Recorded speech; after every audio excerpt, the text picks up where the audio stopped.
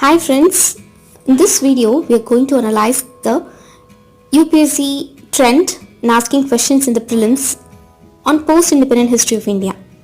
We know that it is very important to analyze the previous year questions before you start studying for a particular topic.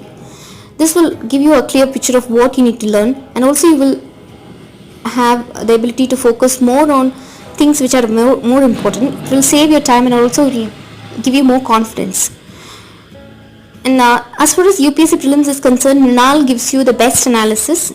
I'll provide you the link in the description box, especially the history portion.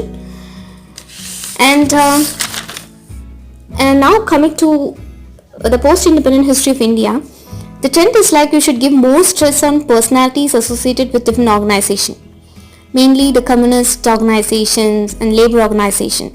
Here is the proof for that. This question has been asked in the 2019 prelims. Who were the founders of Hind Mazdoor Sabha?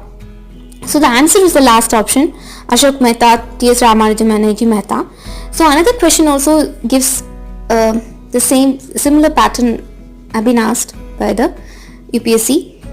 With reference to in Indian national movement, consider the persons and position held. So here all the given combinations are right. So the answer is 1, 2, 3. So here comes another people associated question associated with movements. Here all the three are correct. I can show that after going through all these questions, you will understand the importance of different personalities associated with different organizations and different movements. So while you study for modern history or the post-independent history of India, please make sure that you give more stress on personalities and associated with different movements as well as different organizations. And also you need to give more stress on the chronological sequence of events. Here's a question asking the chronological sequence of events. Here the Air India was nationalized in 1953. It was the first event that is happening. And the second event is the SBI getting formed in 1955. The third is 1957, first democratically elected Communist Party coming into power in Kerala. So, and in 1987, Goa became an independent state. So this also shows the importance of chronological events when the event is occurring.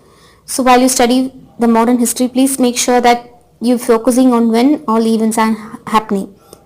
So this is all about the analysis of questions that has been asked in the UPSC prelims on post-independent history of India. Hope it was useful for you.